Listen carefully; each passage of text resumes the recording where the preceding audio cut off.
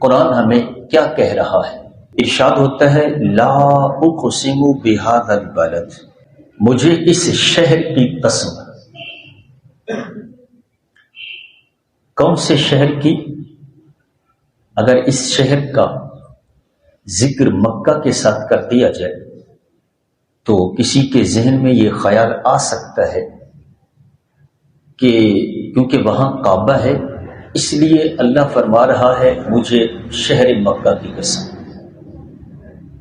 وہاں حتیم ہے، شہر مکہ کے اندر مینا ہے، عرفات ہے، مزدلفہ ہے، آب زمزم ہے، صفا اور مروہ ہے، مقام ابراہیم ہے، مطاف ہے، مسجد حرام ہے، اتنی ساری برکتیں موجود ہیں۔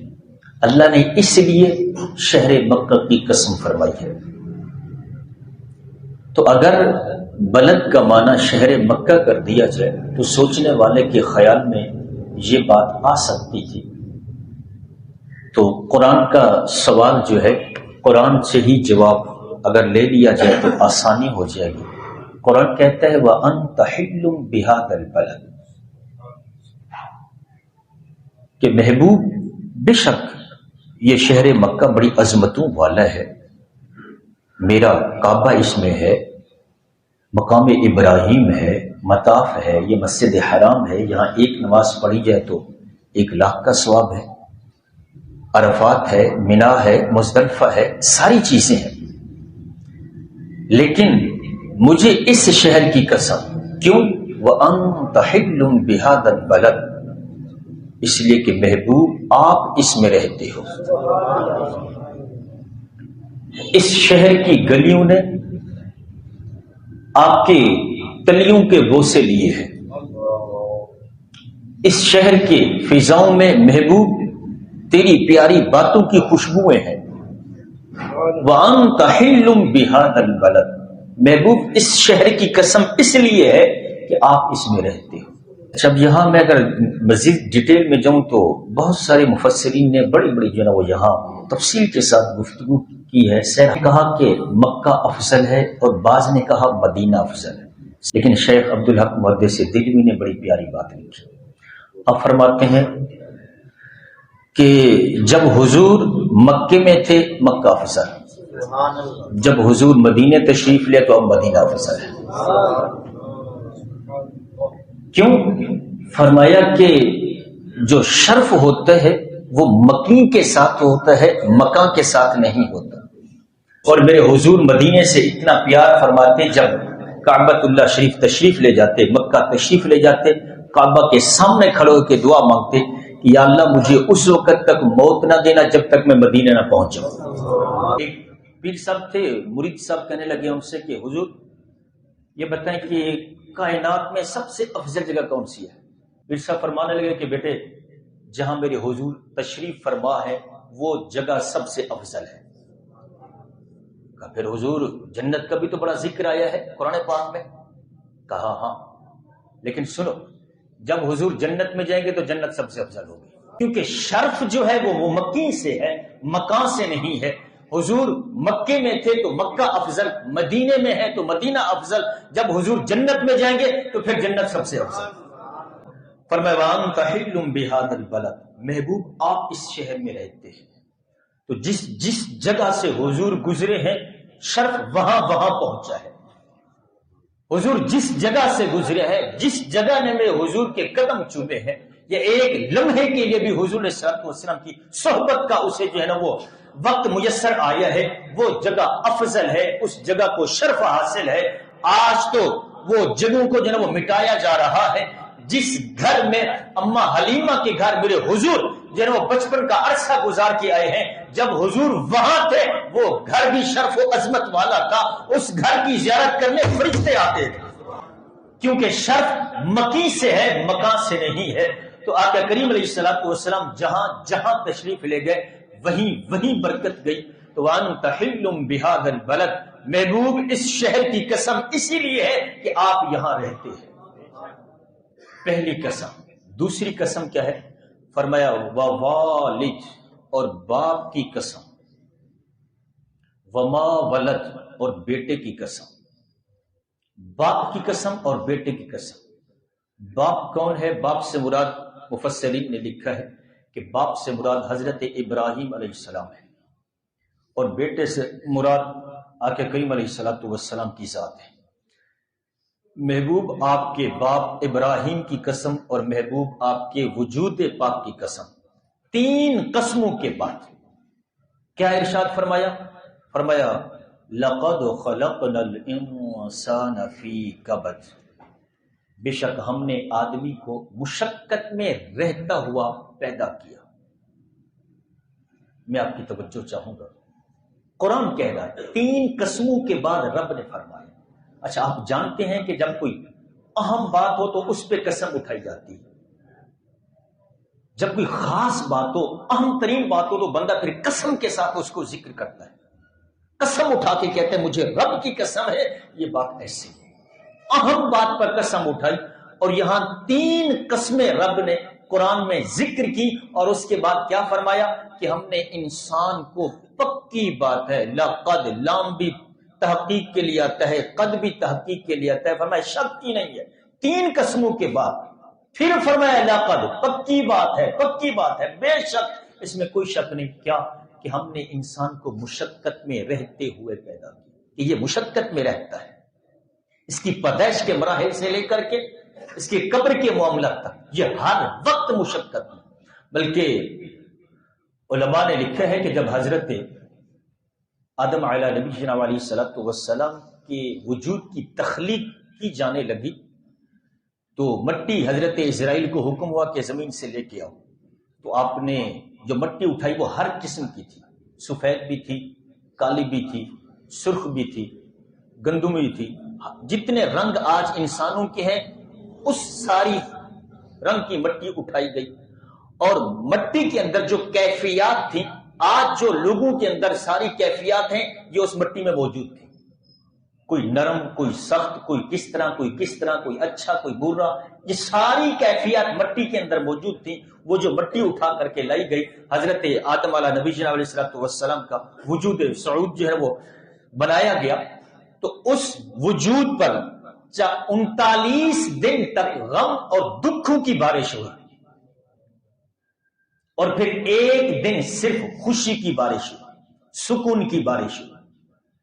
39 دن تک دکھوں کی، پریشانیوں کی، مصائب کی بارش، غم کی بارش برستی رہی، اور ایک دن کے لیے خوشی کی بارش اس پر جو ہے وہ برسی، اور اس کے بعد آپ کا وجود صعود جو ہے وہ تیار کیا جاتا ہے، مراحل آگے بڑھتے ہیں، تو بتایا کہ انسان دیکھ تیری تکلیف کیا ہے، تیری تخلیق یہ ہے کہ اس پر 39 دن تک غم اور پریشانیوں اور دکھوں کی بارشیں جو ہوتی رہی، برستی رہی، اور ایک دن کے لیے سکھ۔ اور آج انسان صبح شام سکھ کے لیے بھاگ رہا ہے، کہاں سے، کیسے ملے گا؟ لقد خلقنا الانسان فی کبد، بے شک ہم نے انسان کو مشقت میں رہتا پیدا کیا کہ یہ مشقت میں رہے گا۔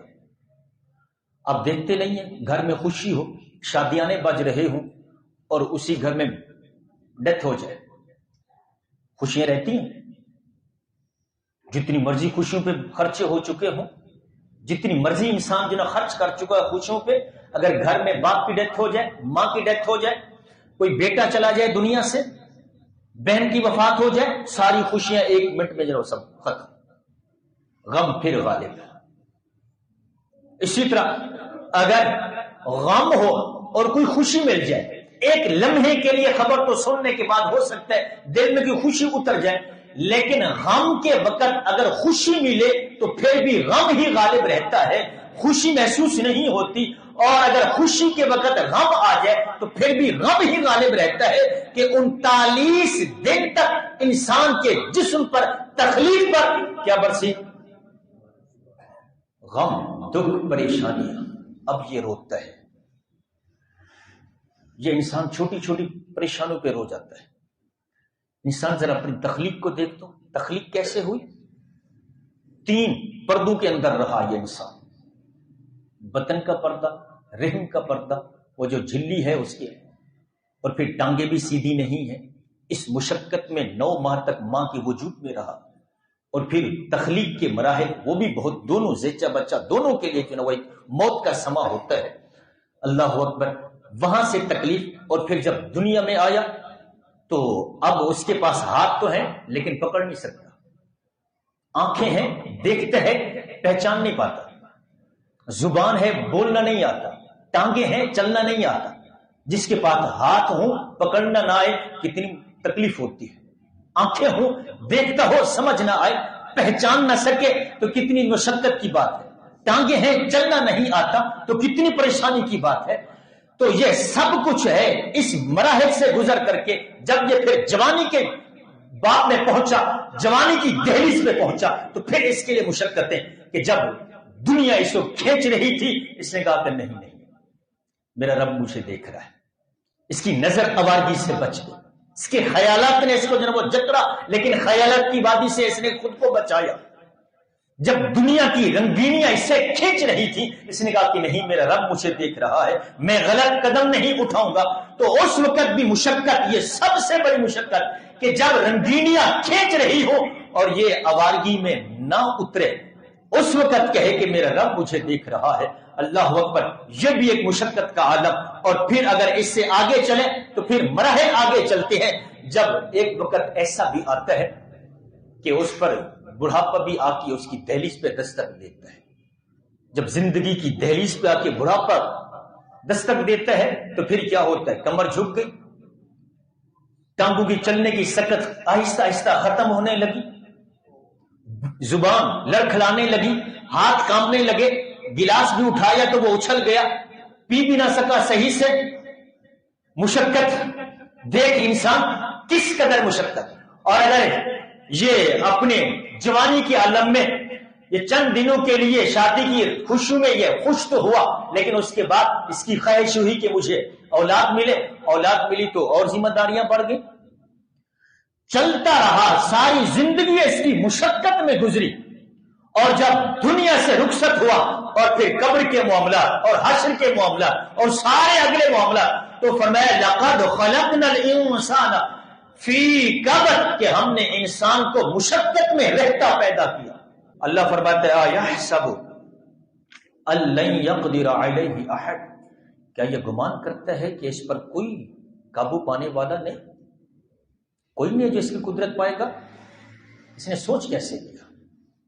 کیونکہ جب یہ جوانی کی دہلیز پہ چلتا ہے، پیسہ آ جاتا ہے، پھر یہ اندھا ہو جاتا ہے، اس کی آنکھوں پر پردہ پڑ جاتا ہے، پھر یہ غریبوں کا حق دباتے ہوئے بھی نہیں ڈرتا، یتیموں کا مال ہضم کرتے ہوئے ڈکار نہیں مارتا،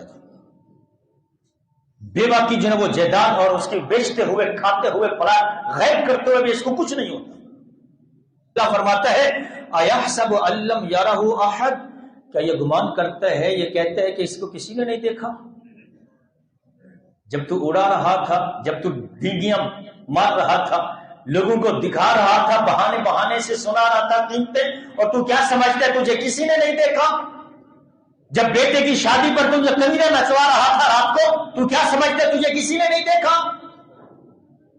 جب تو عیاشیاں کرتا تھا نئے کلب میں جا کر، جب تو اپنے ملک میں تو بس ہو گئی، تیری رج گیا بس گیا، تو پھر تو نے دوسرے ملک کا رخ کیا، تو کیا سمجھتا ہے تجھے کوئی نہیں دیکھ رہا؟